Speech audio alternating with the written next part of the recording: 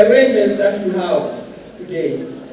We expected 1 million women outside in the field, but because of the weather we are here, but God is so good to us, we are still able to be here and to be elsewhere in the homes, in all other places where the women are. And I congratulate you women for being there, because this is a special day for us.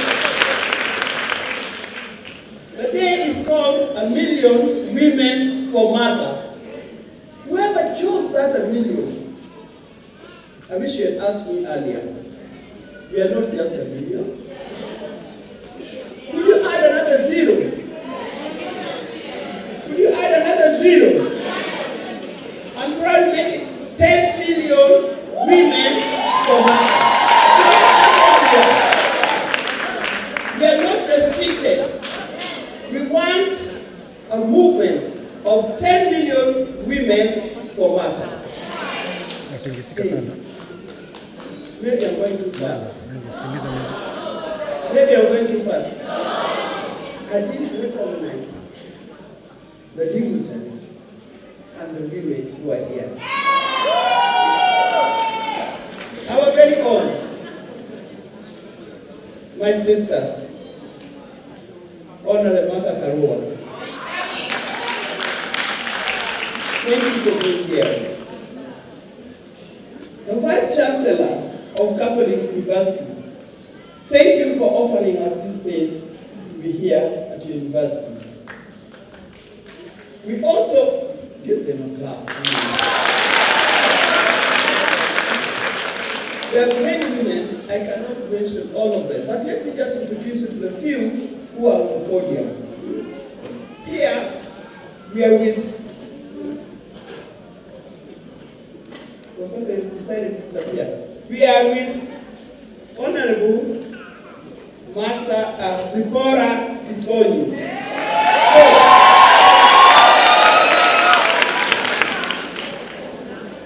We are also with Professor Ojiambo.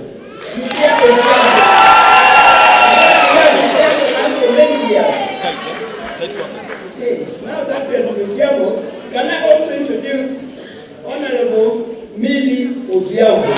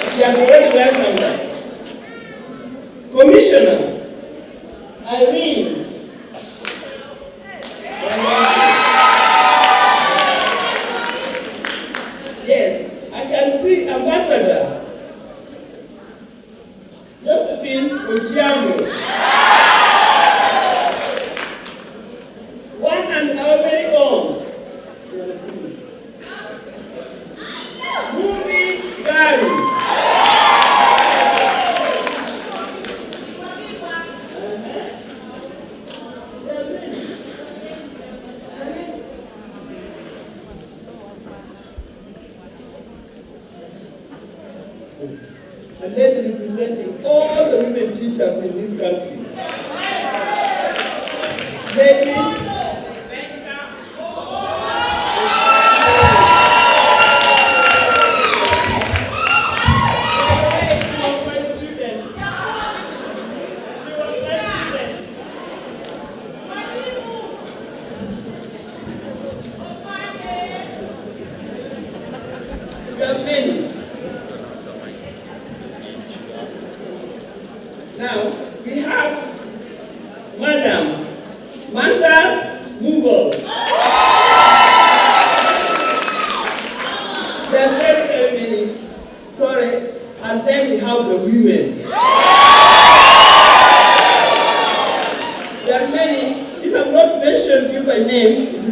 because of time, but I recognize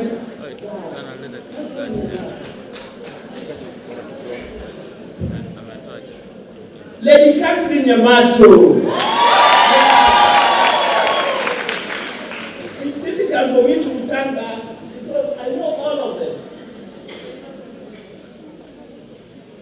And some are wearing masks, I cannot recognize them very well.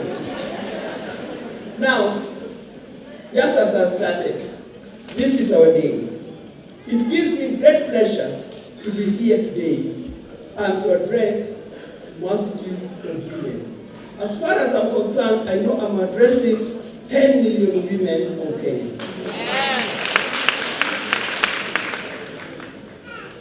It is a long way. As women, we've come a long way to be here today. In this country, we've always struggled for women position to be recognized. Some of us started earlier, some are joining us now, some will join us in future, but the struggle is the same.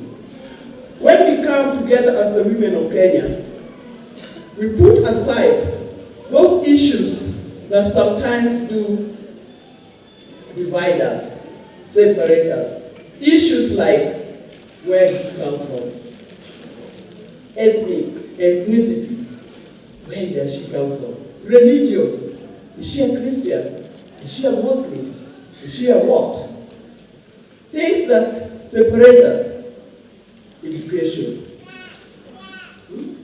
What does she do? Things that separate us. We come together as the women of Kenya. And our aim is one, for the women of Kenya to be elevated 10 times higher than we are at present. It doesn't matter what we are doing. People are doing different things. Some are nurses, some are teachers, some are mothers. Any grown up, whether you had babies or not, you're a mother to the little children. All those things brings us together. And today we are here specifically to talk about Martha and why we are proud of Martha being here and why we want Martha to take the highest position, second highest position in this country. I personally, I met Martha way back in 1990. Every time I hear her talking, she's talking about things we did probably in the year 2000 and above. But Martha, you remember in 1990, in the month of August, it happened that my husband was being detained for the third time. I beat all the lawyers I knew, who is who in this nation, until I went to some little unknown lawyer. I don't want to mention her name because she's no longer small. She's no longer little. And that small lawyer introduced me to Martha. And Martha led a team of 27 lawyers who represent Raila Amolo Odinga.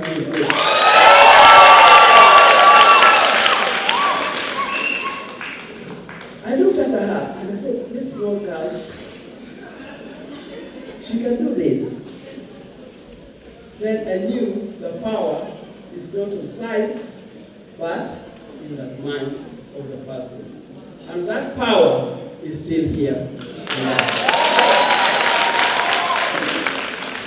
Very soon after that, we looked at the way women were being treated. We looked at the way we were not getting what is rightfully ours. And we got together and ushered in or got together and put up a group of women, and we started the League of Kenya Women Voters. That is the organization that was non-partisan. It was a non-partisan lobby group that was working for the promotion of women in position of leadership. We were joined by some of them I can see here. We were joined by Dr. Julio Giambo, she's here. We were joined by Susan Owino. I saw her here. Oh, there she is. We were joined by many others. Zipora Kitoni, Josephine Ojiambo, Mumi Garu. There are many more. And we formed a formidable group. And that group worked very hard to make sure that we had women elected in leadership positions in Kenya. And I think for the first time in the election of 2002, we had maximum number of women elected. Now things have changed. This is 2022. It was 2002, now it is 2022. How many years? 20 years. We are back to that position. We are back to that position. Our aim today is to support, to encourage, to campaign, and to make sure that we get also maximum number of women in leadership. And this will be led by none other than, in Kenya for the first time. In Kenya for the first time. In Kenya for the first time. We are getting deputy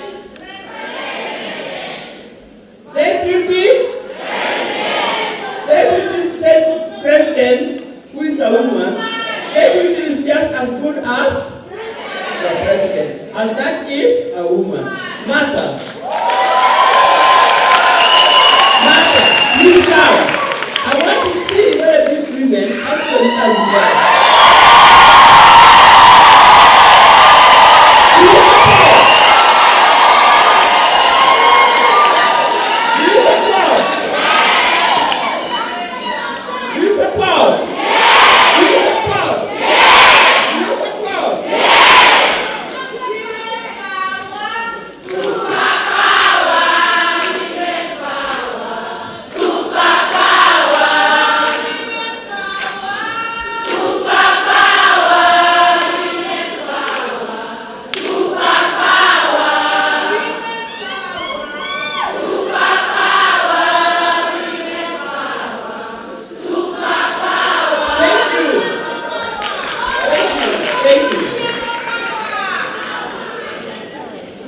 So today, my work is simple.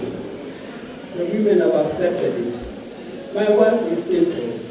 Number one, Martha, is to congratulate you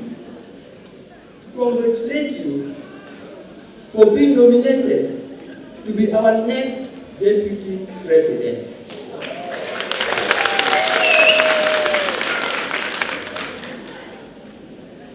Secondly, Madam Deputy President Designate, I want to express my appreciation on behalf of these women. I want to express my appreciation on behalf of these women. To thank, by extension,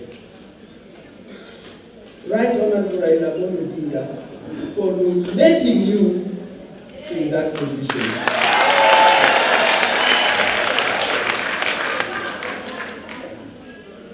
Thirdly, I want to thank you women, my sisters and my daughters, for the struggle that you made since the days of Beijing. Since the day of Beijing, we've struggled so that we can have that gender equality, the 2/3 gender rule, which has always excluded us. This time, if we get together under your leadership, my sister, I'm sure it will be passed and it will work for this nation.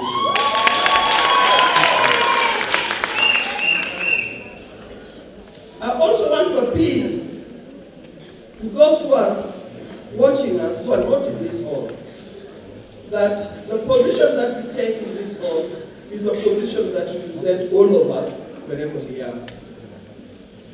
As we leave this hall, and those of us who are not here, when we go out, we are going to campaign for one thing. We are going to campaign for the position of women in leadership, and particularly the Vice Deputy President of the Republic of Kenya, and that is none other than Martha Wangari.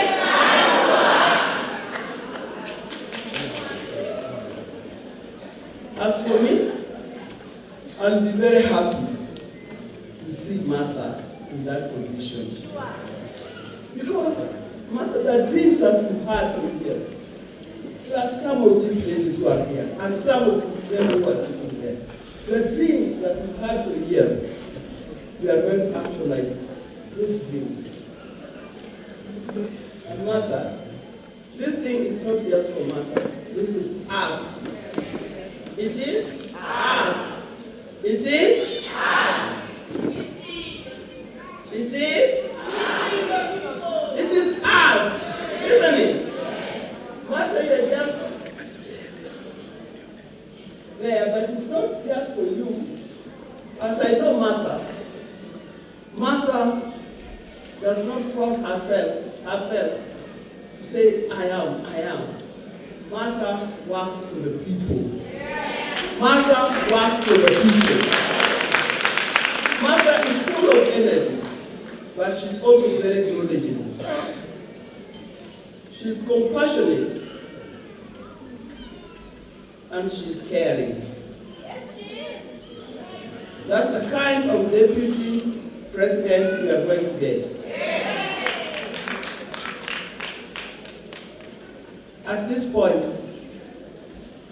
Joyce, Omondi, wait. At this point, before I finish, Joyce, can you just sing a song for Martha? Bwana Yesu asifiwe. Bwana Yesu asifiwe.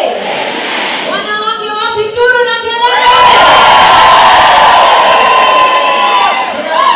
Jina langu ni Joyce Omondi Wanyiga, mimi ni mwanamuziki. Pia natangaza pale Citizen TV, na Martha Karwani mama nimempenda sana. Nilipata kukutana na yeye miaka mingi imepita. Nataka kuimba nyimbo inaitwa Tumaini. Amina. Haya.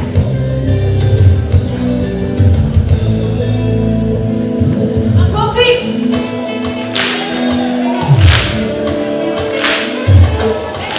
Maisha yangu ni salama, mkononi mwako na kuhitaji wewe tu, unatosha, sitaogopa chochote, ushafika mbele.